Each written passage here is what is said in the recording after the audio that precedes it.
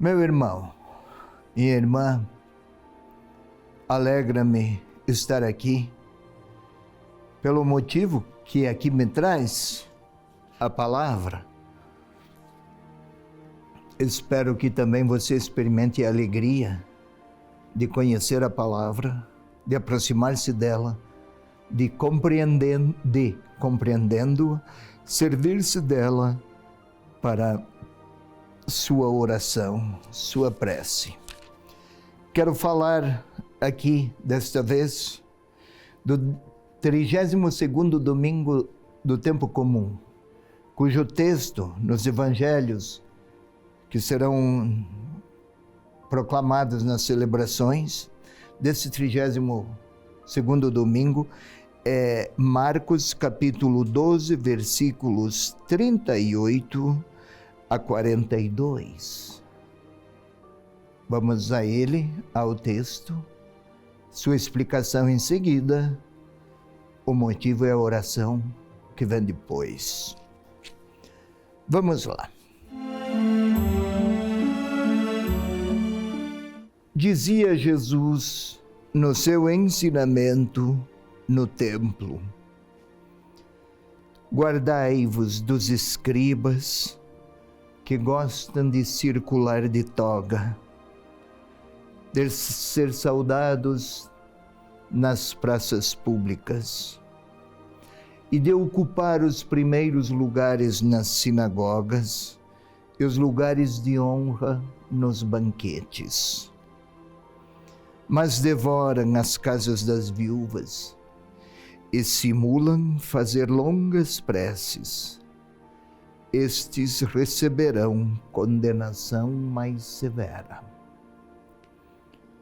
E, sentado à frente do tesouro do templo, observava como a multidão lançava pequenas moedas no tesouro. E muitos ricos lançavam muitas moedas. Vindo uma pobre viúva, lançou 2 moedinhas, isto é, 1 quadrante. E chamando a si os discípulos, disse-lhes: em verdade eu vos digo que esta viúva, que é pobre, lançou mais do que todos os que lançaram moedas ao tesouro. Pois todos deram do que lhes sobrava. Ela, porém, na sua penúria, ofereceu tudo o que tinha, tudo o que possuía para viver. É este, meu irmão, minha irmã, o texto desse 32º domingo do tempo comum. Vamos lá observar. Jesus chegara em Jerusalém. Segundo os evangelhos sinóticos, e aqui é o texto de Marcos, Jesus foi uma única vez para Jerusalém. E quando lá esteve, foi aprisionado, foi julgado, foi crucificado. Bem, se foi aprisionado é porque havia uma tensão forte com as lideranças do judaísmo. Se observarmos, se você lembra, Jesus chegou em Jerusalém e fez a purificação do templo, expulsou todo aquele comércio, todo aquele dinamismo de trocas para oferecer sacrifícios. A Deus era necessário oferecer, que algum animal fosse oferecido, era preciso que este fosse comprado. As ofertas que vinham desde terras estrangeiras, era preciso fazer o câmbio para as ofertas que caíam, no texto que vimos, que eram colocadas lá, não podiam ser de países cuja religião era idolátrica, segundo os critérios do judaísmo. Então havia um grande vigor econômico, que Jesus chamou interesses parecidos com um covil de ladrões. Quem pode ganhar mais também teria tanto o melhor. Quem mais ganhava era porque tinha melhor se aproveitado do nome de Deus. Eis porque a reação vigorosa do Senhor. Mas a tensão crescia. Houve em seguida o debate sobre a ressurreição dos mortos, o imposto a César. Estavam sempre questionando. Outro vinha lhe falar, perguntava para tentar flagrá-lo em alguma contradição. Se lembra bem, é esse o ambiente. E Jesus estava a contemplar, estava, pois, a advertir os discípulos: guardem-se dos escribas. Quem são os escribas? Eram aqueles que conheciam a lei de maneira especial, profunda. Eram profundos conhecedores, a lei judaica, a lei religiosa. Quando chegavam aos 45 anos, recebiam todo um conjunto de vestes pomposas para serem, com as quais poderiam circular no meio da cidade, no meio da população, nas praças, no templo, fora dele, em todos os ambientes, para que todos reconhecessem e admirassem a grande eloquência daqueles sábios que muito conheciam da religião judaica. Aquilo os projetava e os destacava. Mas era um jogo de imagens. Não necessariamente era amor pela verdade de Deus. Não queiram, dizia Jesus, ou guardai-vos dos escribas, de togas, querem ser saudados. Por que o evangelista acrescentou esses versículos? Porque havia o risco de, na comunidade de cristãos, foi escrito o evangelho lá pelos anos 85, a tentação, o risco e a tentação de buscarem destaques no meio da comunidade como se fossem superiores. Fazem toda a religiosidade, expressam-se com todas as aparências, mas devoram as casas das viúvas.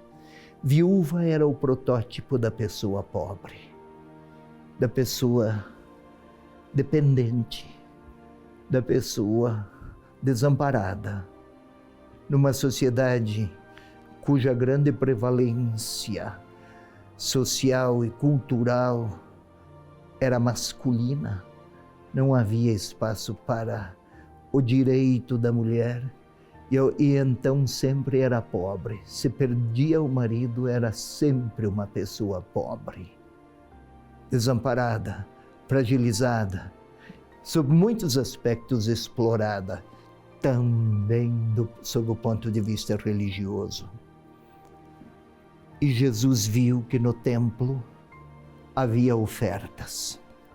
No templo havia uma espécie de cofre no qual cada um oferecia sua oferta. Era feito de metal, cobre. Uma pequena moeda que lá era colocada fazia um grande rumor até chegar à base. Quem tinha pouco, a moeda não fazia nenhum rumor. Ninguém ouvia. Não aparecia o quanto tinha colaborado. Outros punham muitas moedas, faziam um grande barulho e os que ouviam até paravam para lançar o seu olhar e admirar quem fizera isso.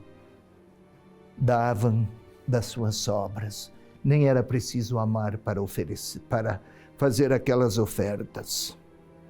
Mas uma viúva lançou mão do pouco que tinha. Pois todos os outros deram o que lhe sobrava. Ela, porém, na sua penúria, ofereceu tudo o que tinha, toda a sua vida.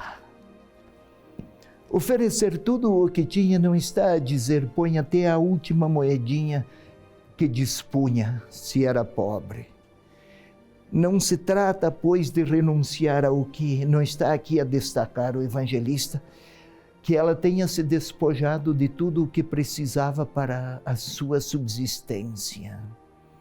A melhor tradução, e é assim que o evangelista escreveu, ela, porém, ofereceu a sua vida. Não ofereceu uma moedinha. Moedinha era o pouco que tinha em termos monetários. Mas no pouco de moedas que dispunha, um quadrante era um mínimo, alguns centavos, alguns reais, talvez, se quiséssemos usar a nossa linguagem. Mas ofereceu a sua vida naquilo que colocava.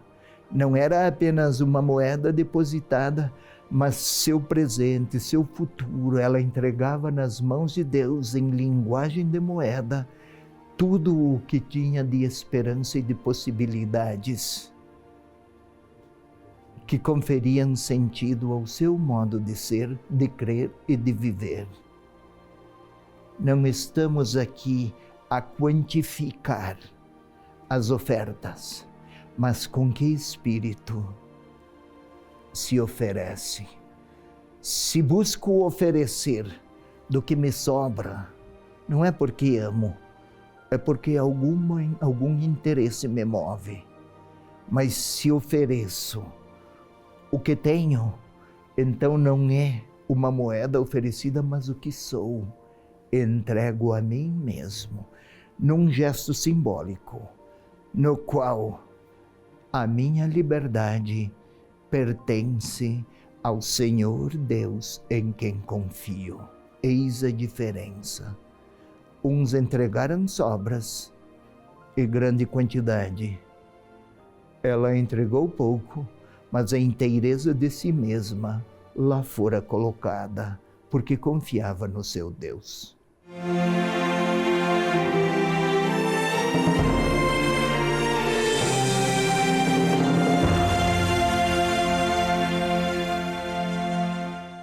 A TV Evangelizar também está no Instagram. Segue a gente por lá.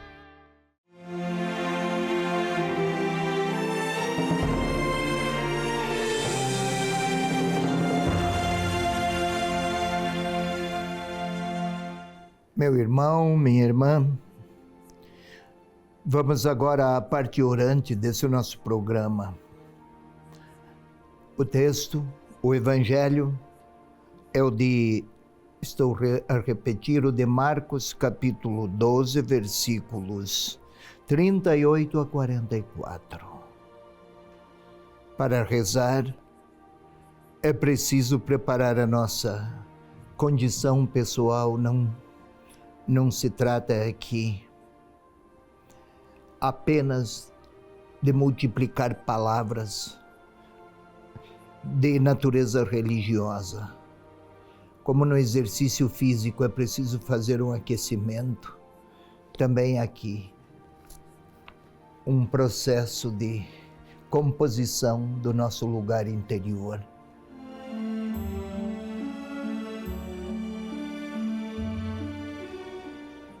Compositio loci, assim chamava Inácio, Santo Inácio.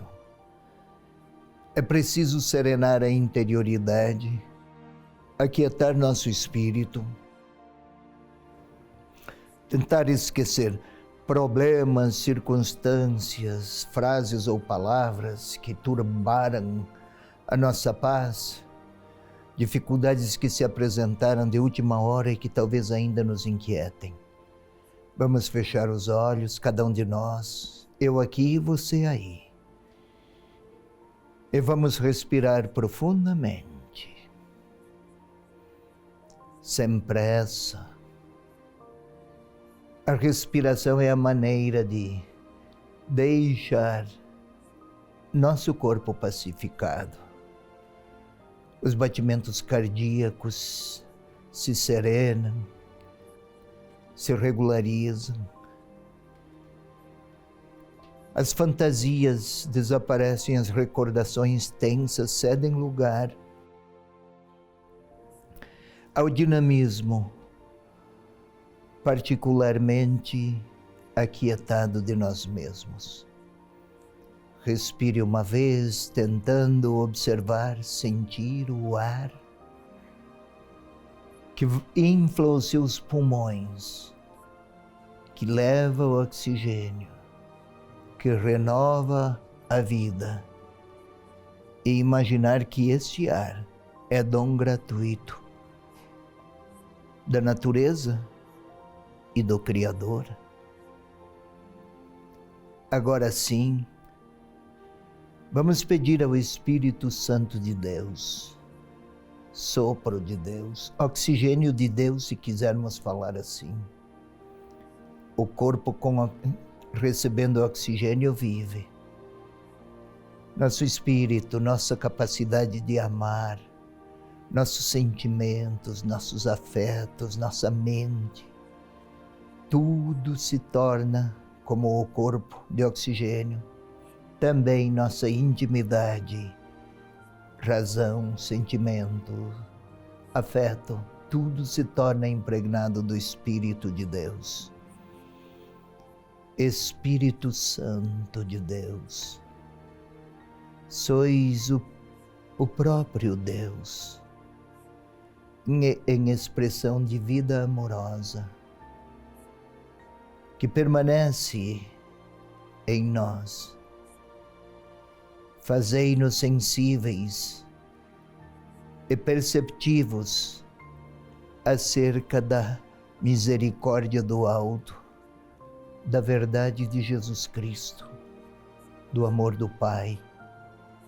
Que a palavra contemplada também seja a adesão à verdade de Deus, de um Deus amoroso que quer habitar em nós. Glória ao Pai, ao Filho e ao Espírito Santo, como era no princípio, agora e sempre. Amém. Vamos agora criar as imagens que o texto do Evangelho nos propõe. Novamente, não é criar fantasias, é reler o texto com as imagens que a própria palavra pronuncia. Jesus está no Templo de Jerusalém, um lugar majestoso, imenso, muita gente que chega, que vai, aos que cantam, aos que falam alto, aos que levam seus animais para as ofertas no altar. Gente de todos os cantos, sotaques, línguas, quantas diferenças. E Jesus, tente observá-lo junto com os seus 12. Jesus a repetir: não se pareçam com os escribas. Talvez até indique alguns daqueles com faustosas vestes. Parecendo sábios, de fato eram muito cultos, mas com estilos e linguagem prepotentes, como se fossem concessionários da verdade, que olham com desapreço para os outros. Os outros não são como eles. Gostam de circular daquelas togas sagradas. Gostam de ser reconhecidos, ovacionados, aplaudidos. Mas não têm sensibilidade pelas... Aqui fala a casa das viúvas. Ignoram tantos pobres, tanta gente carente, como se renovassem o desprezo por eles. Mas vamos um pouco mais e agora tente ver Jesus. Até diz, sentado frente ao tesouro do templo, algum banco, algum assento que houvesse, e está a contemplar Tente ver o Senhor a contemplar. Uns põem pouca coisa, são pobres. Até as vestes mostram que são pobres. Oferecem pouco, são pobres. Alguns depositam somas substanciais. Fazem um belo barulho naquele cofre metálico. Quantas moedas, quem está por perto ouve, talvez até admire. Imaginam aqueles que ostentam poder econômico também na casa do Senhor. Imaginam eles que granjeiam admiradores. Lá está uma viúva, alquebrada, caminha mancando, quem sabe. Poderíamos até vê-la com uma bengala. O seu sorriso mostra que até no sorriso está marcada por insuficiências e por pobreza. Está mancando, caminha com dificuldade. Talvez tire a moeda de dentro do seu lenço, bem dobradinho que é. Desdobra e põe lá a moedinha. E se vai devagar. Dificuldades para sair daquele ponto. Caminhar não lhe é fácil. E o Senhor está a olhá-la. Tente imaginar esta cena. E chamando a si os discípulos, disse-lhes: tente imaginar o Senhor chamando os 12. Eles estão a observar. Esta viúva ofereceu mais. Quem sabe fiquem eles até desapontados. Como ofereceu mais? Ofereceram sobras. Ela ofereceu a si mesma. Não tem muitos dons a entregar e nem quantificações a apresentar. Tem ela, sua fraqueza, alquebrada, suas dores nas junturas e nas articulações talvez, mas está lá, com a inteireza do seu futuro. Um futuro que talvez seja breve, mas está a colocar a si mesma. E o Senhor a dizer: esta ofereceu mais do que os outros. Agora ponha-se você lá, eu também, ponhamo-nos lá. Vamos tentar ver quem somos, o que é que oferecemos a Deus, o que é que a Ele entregamos. Talvez com nossas vestes, nosso bem-estar,